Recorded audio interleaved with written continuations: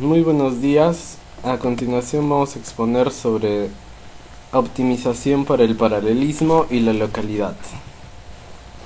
En el punto 11.7, que es búsqueda del paralelismo sin sincronización, voy a hablar sobre tres puntos en particular. El primer punto es el particionamiento de espacio afín.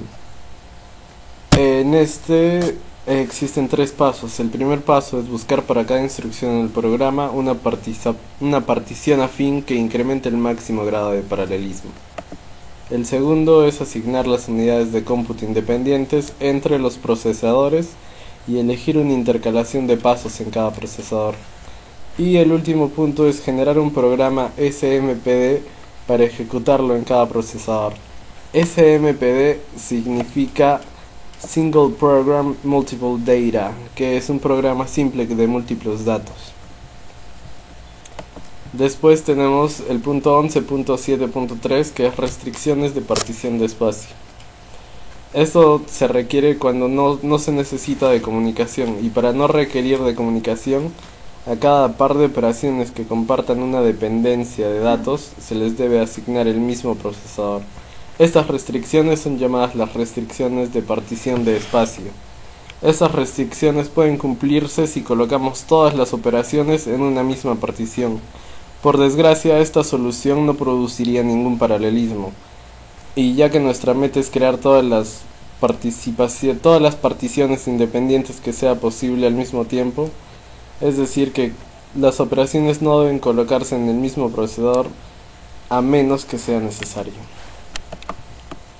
Por ejemplo, acá tenemos un ejemplo en el que tenemos dos ciclos que son el I1 y el I2, y como se puede ver, ambos ciclos trabajan dentro de un mismo casillero en el arreglo, y ya que ambos trabajan en un mismo arreglo, basta que uno sea de escritura para que se generen colisiones, y para evitar esta clase de colisiones o también compartición de información entre ambos ciclos, se necesita que ambos ciclos estén en el mismo procesador. Por eso, como se ve en la figura, a ambos se les asigna el mismo ID del procesador.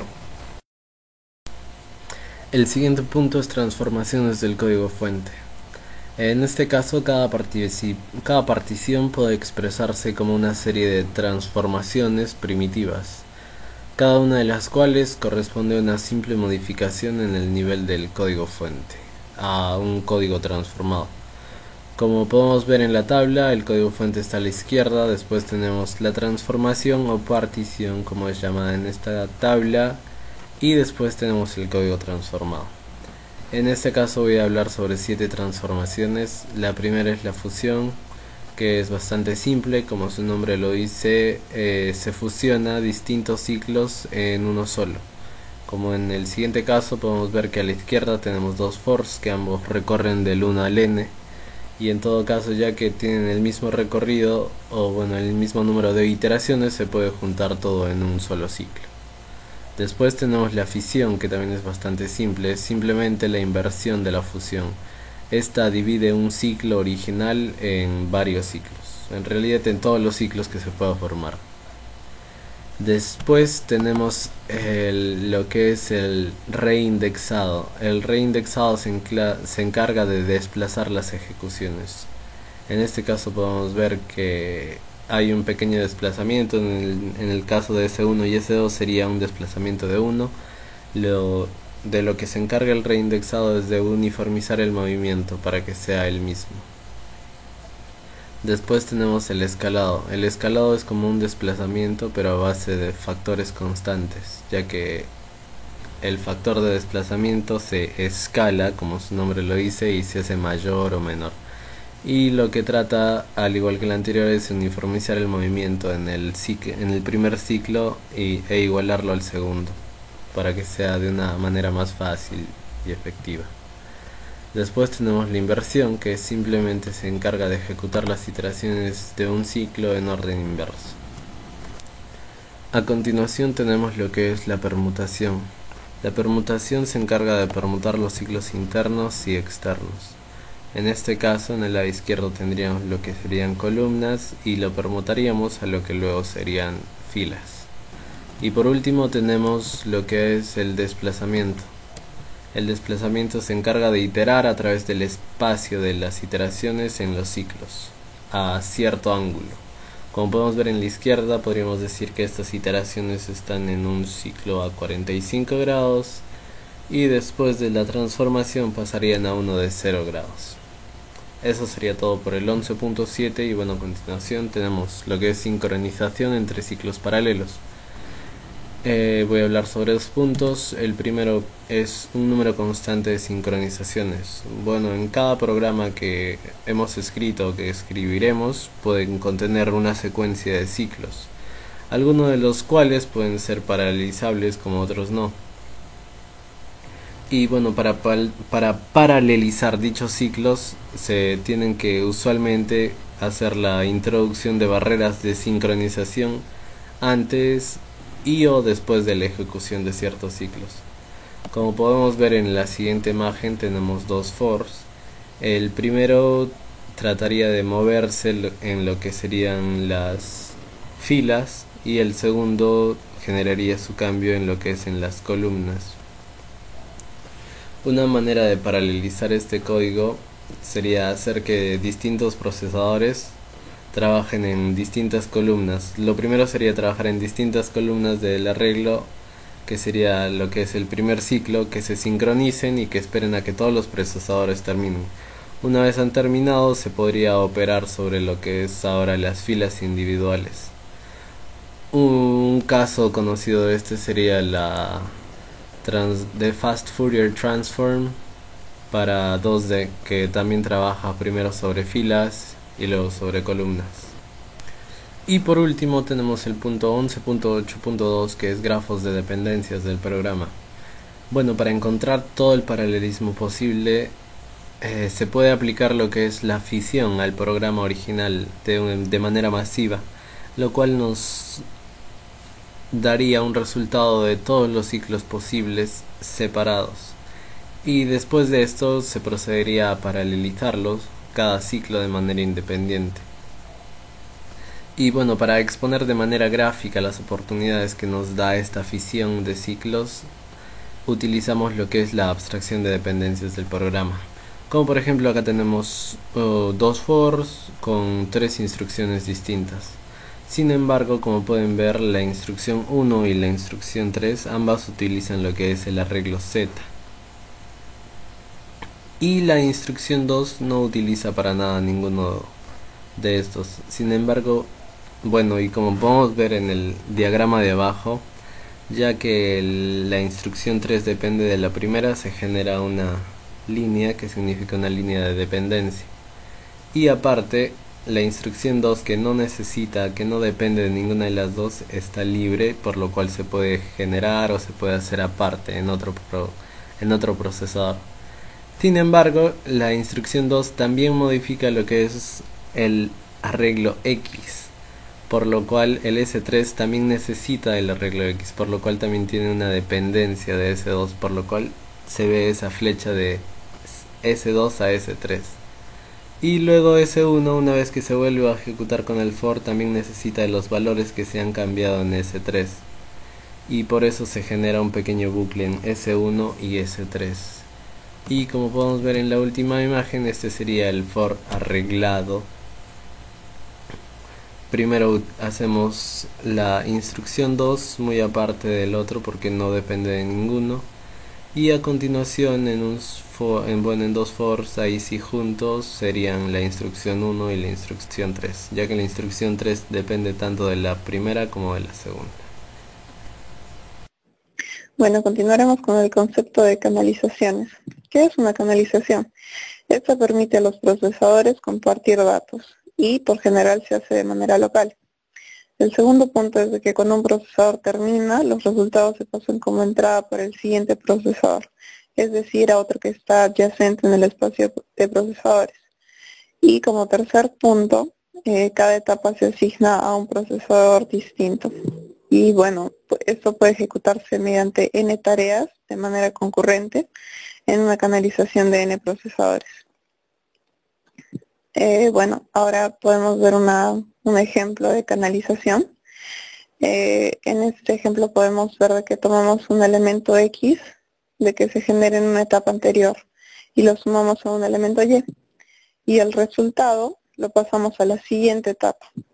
Y bueno, al comienzo la canalización está vacía y nuestro primer procesador ejecuta la primera etapa. Y solamente podemos generar una nueva tarea cuando el primer procesador termina con la etapa de la tarea anterior.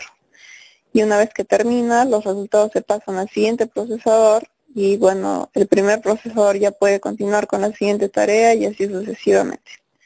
Y es así como esto se produce de manera continua y hasta que todos los procesadores están ocupados. Ahora vamos a hablar acerca de unas características sobre la canalización. La primera es que las tareas ejecutadas sobre esta pueden compartir dependencias. Es decir, que la información que pertenece a una misma etapa se guarda en el mismo procesador. Entonces, es lo que ya hablaba anteriormente, que resultados anteriores se pueden usar para una siguiente etapa. Y esto favorece la comunicación. Y el segundo punto es de que si las tareas son independientes, entonces la paralelización tiene un mejor uso de los procesadores. Bueno, esto tiene que decir que las instrucciones se ejecutan al mismo tiempo sin tener que pagar por la sobrecarga de llenar y vaciar la canalización. Ahora continuamos con lo que son ciclos completamente permutables. Primeramente, ¿qué es un ciclo permutable? De ciclos completamente permutables, sí puedo permutar en forma arbitraria, pero sin cambiar la semántica de mi programa. ¿Y esto qué es lo que me permite? Permite canalizar el código con facilidad y hacer uso de bloques, que es un concepto del cual voy a hablar después, más adelante. Y sirve para mejorar la localidad de los datos.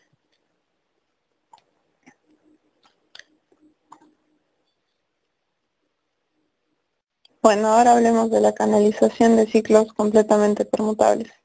En el primer punto podemos observar que cuando tenemos un ciclo con K ciclos externos que son completamente permutables, logramos obtener una canalización de K-1 dimensiones. Como segundo punto, vemos la libertad de paralelizar el código y esto sucede cada vez de que un ciclo es completamente permutable. Y bueno, ¿qué es lo que permite? De que ciertos procesadores se adelanten y otros se retrasen por momentos. Esto es muy favorable ya que nos permite reducir el tiempo en el que invierten los procesadores esperando a los demás. Y esto, por consiguiente, mejora el rendimiento en paralelo. Bueno, seguimos con las restricciones de partición de tiempo. Mediante estas podemos encontrar transformaciones afines en donde el ciclo más externo ejecuta operaciones del programa original cumpliendo todas las dependencias, es decir, de que no cambie la semántica del programa. Ahora, para decirlo en palabras sencillas, esto nos permite indicar si una operación es dependiente de otra. Entonces, si es así, a la primera se le debe asignar una iteración en el ciclo más externo, pero no antes que la segunda, porque si asignamos, digamos, la misma iteración, entonces la primera se ejecuta después de la segunda dentro de la iteración, y es lo que no queremos. Ahora vamos a hablar del lema de Farkas, y este lema nos permite saber la resolución de restricciones de partición del tiempo, que es lo que hemos hablado en la diapositiva anterior. Y bueno, en este algoritmo, como entrada, recibimos un anidamiento de ciclos con accesos a arreglos. Y lo que nos da como salida es un conjunto máximo de asignaciones de partición de tiempo que son linealmente independientes. Ahora hablemos del concepto de transformaciones de código. Como vemos en el primer punto, lo que nos trata de decir es de que cuando tenemos un ciclo con K niveles, y estos son completamente permutables, nos dice que podemos dividirlos en bloques de K dimensiones. Y esto lo hacemos asignando a cada bloque un procesador. Entonces la acción de pasar datos de una interacción a otra que esté dentro de ese bloque no requiere comunicación entre los procesadores. Seguidamente hablamos sobre la contracción de arreglos. Bueno, nos dice de que cuando usamos más registros, permitimos un mayor paralelismo a nivel de instrucción. Es decir, de que es una relación directamente proporcional. El uso de más memoria permite más paralelismo a nivel de ciclo. Y como segundo punto vemos de que cuando exponemos un escalar, que es temporal obviamente, en un arreglo hacemos que las iteraciones tengan distintas instancias de variables temporales. Y bueno, esto hace de que se ejecuten al mismo tiempo. Por el contrario, cuando contraemos un arreglo en una ejecución secuencial, podemos sustituirlo con un escalar. Y esto nos ayuda porque hace de que cada interacción utilice la misma ubicación y por lo tanto lo hace más eficiente. Y bueno, finalmente hablaremos sobre las razones para la contracción de arreglos. Esta tiene dos aplicaciones que son las más importantes. La primera es en los lenguajes de programación de alto nivel. Esto se da mayormente en lenguajes para aplicaciones científicas como MATLAB y Fortran.